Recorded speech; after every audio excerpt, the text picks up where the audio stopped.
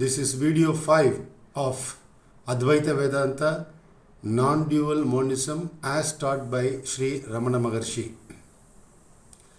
In video 4, I mentioned Upadhi, an adjunct, an add-on.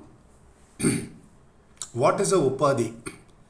When we were talking about the lake and the forest being reflected on the lake, the forest is the Upadhi. And in the mirror, we said a city reflected in the mirror. The mirror is pure awareness and the city is the Upadhi.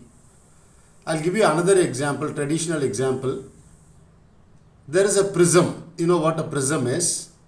And if you juxtapose a rose, assuming this is a prism, if you juxtapose a rose and you see from this side, this prism will look red. It seems to have acquired the quality of redness. See, this is pure water. I am just keeping it close to the green screen. Water might look green. So the water seems to have acquired the quality of green, whereas actually it has not. This is called Upadhi effect. Simply because a red rose is juxtaposed to a prism which is pure, which has no color, and when you look at it from this side, the prism seems to have acquired the color of red. This is called Upadhi. What is Upadhi? The red rose is the Upadhi to pure consciousness. The same way this body is an Upadhi, is a Upadhi. This body reflects its qualities, its content onto the screen of pure awareness that we are. See, our true nature is said to be Brahman. In the Advaita Vedanta, our true nature defined as Brahman. If you further define Brahman in terms of its content, they will say it is Sat Chit Ananda. Sat means existence. Not existing things, this body, this cell phone, this wall, this sky, this earth. No, they are all existing things. If you go on reducing them to their fundamental constituent unit, it is said to be Sat, pure existence, not existing objects but pure existence. And Chit, Sat Chit. Chit means knowledge, awareness, consciousness, pure consciousness. It is like that lake. You remember that? Yeah. No reflections on it. It is just pure awareness. That's what we are fundamentally. And our nature, the third component is said to be bliss. They say you don't have to look for pleasure through this body-mind because you are already the storehouse of immense and unlimited bliss. That is the claim of Advaita Vedanta. But when we speak about our true nature, sometimes we may say we are Sat. Sometimes we may say we are pure consciousness, Chit. Sometimes we may say our nature is bliss.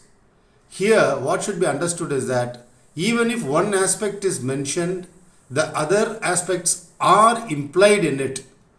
Like how they say, if you pick up one end of the stick, you are also picking up the other end of the stick.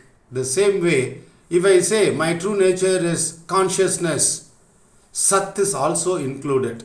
Because consciousness is, right? That isness is there. If consciousness is there, then isness is already there.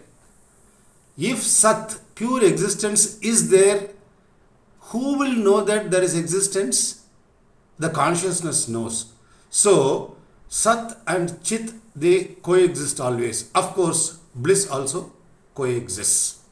All the three coexist. They are one and the same thing. When we write, we cannot even use a hyphen, they say, between Sat, Chit, Ananda. Existence, consciousness, bliss is our nature. The most important thing is awareness. Bhagavan would sometimes say, awareness is another name for you. Whenever we say we are awareness, immediately relate to either the mirror example or the lake example, it will become much clear. then we can imagine easily to start with that we are fundamentally that awareness screen on which pictures are being projected constantly. So we need to segregate. Yesterday I was mentioning that in Vedanta they would say, I am not the body, I am not the mind. In fact, it is a two-step process. What is called Drik-drisya, viveka. They use a word in Sanskrit, viveka, which means discernment or discrimination. The logic is like this. It is called the Seer-Seen logic. When we are making an effort to understand and realize our true nature, we follow some methods as taught in the Upanishads. The first method is called Seer-Seen. It simply says, anything, if it is an object of experience, if anything that is seen, it is not you. Not necessarily through the eyes. See, if I see this bottle, I am seeing the bottle through my eyes. And this sensory input goes to my brain or mind, right? And I am aware of that mind. I am aware of all the mental states. I am not only aware of all the external sensory inputs, I am also aware constantly of the mind. Yes, my mind was upset yesterday. My mind was very happy today. I was reminiscing of what happened in my college life, etc. So the body sees the world. The world is through the five senses we experience the world. So the world itself, the prapancham, the universe itself is an object of experience to the five senses. The five senses themselves are an object of experience to the mind.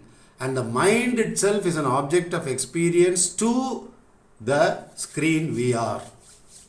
So we are pure consciousness, that we should remind ourselves constantly.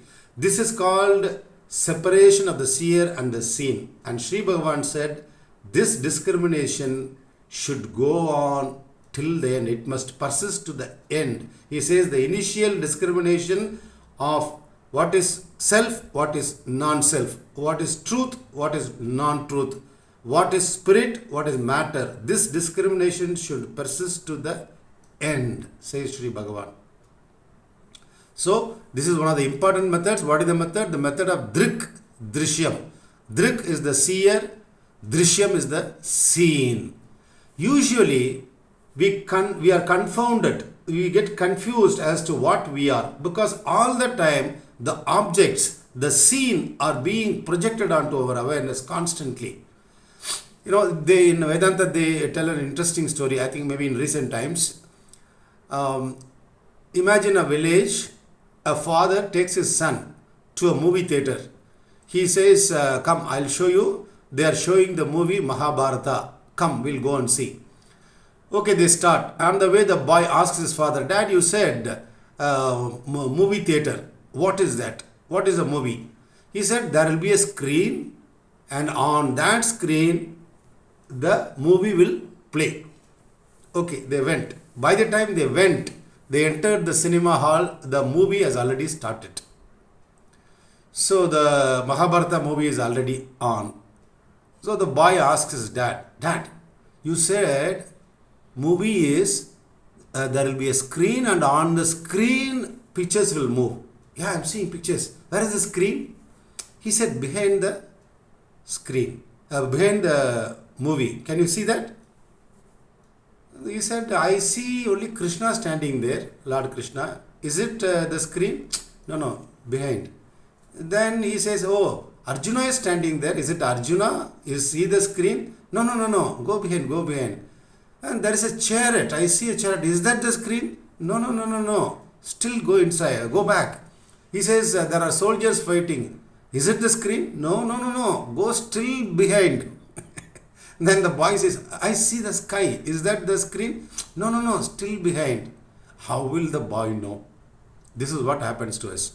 The moment we open our eyes in the morning, cinema starts on our awareness screen. Till we go to the bed, the cinema runs.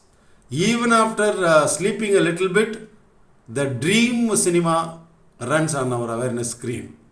So then we go to deep sleep. Then at that time the movie is switched off, but our mind is not awake to be aware of the screen. This is what happens.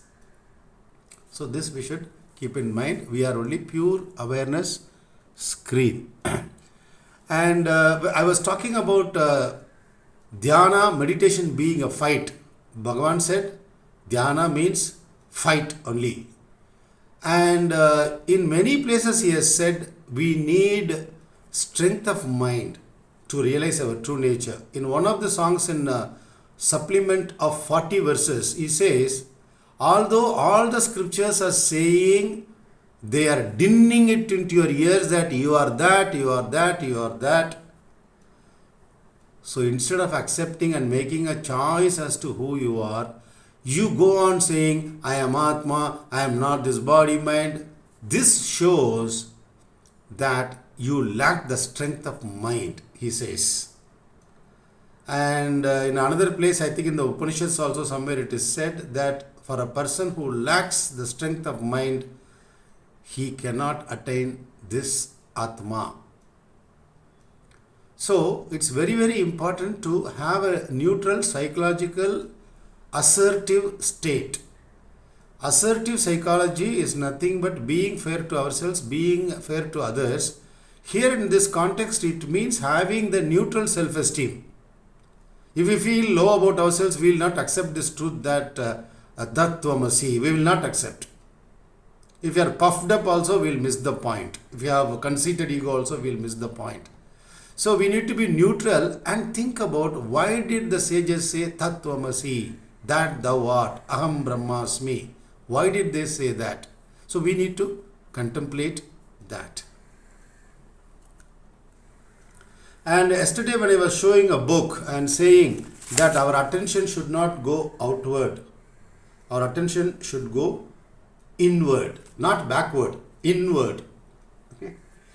There is Ganeshan Anna, we call them. He is the grand nephew or Bhagavan's brother's grandson, I think, yeah. So he has written books too. He has spoken about Bhagavan's teachings. And someone asked Ganeshan Anna, Anna means brother, can you sum up Sri Bhagavan's teachings in one word? Somebody asked Ganeshan brother. You know what he said? He said, attention. What did he say? He said, attention. Turn your attention from the external to the internal, from the seen to the seer. The attention keeps flowing outward always. It always goes to the body, mind, world, our concerns, our responsibilities, our desires, our agenda for the day and in future.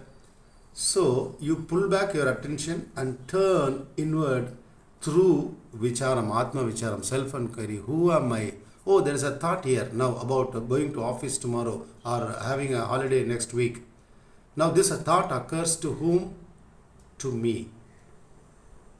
Me is what? I thought. I am this body. Now we are inquiring, whence is this thought? Where from does this thought originate? Which is the birthplace of this I thought? There is something else which appears as this I thought. What is that? Which is that which is appearing as this I thought? What is that is appearing as this I thought? If we go on inquiring like this, the mind which has a tendency to travel outside goes in. It is directed inward towards the self, and it goes and subsides in the long run in the self. That is called the state of samadhi, Sagaja Samadhi, where naturally we are in the absorption of the self. Samadhi is nothing but an absorbed state in the Atma, in full waking state, not in sleep. Night, of course, we do experience in deep sleep. Bhagavan says what is there is only Atma. But in Vedanta, they say that in the state of sleep, we still retain our seeds of memory. We just put it nicely in a box and sleep. Morning, the box opens automatically and we start functioning. This is what happens.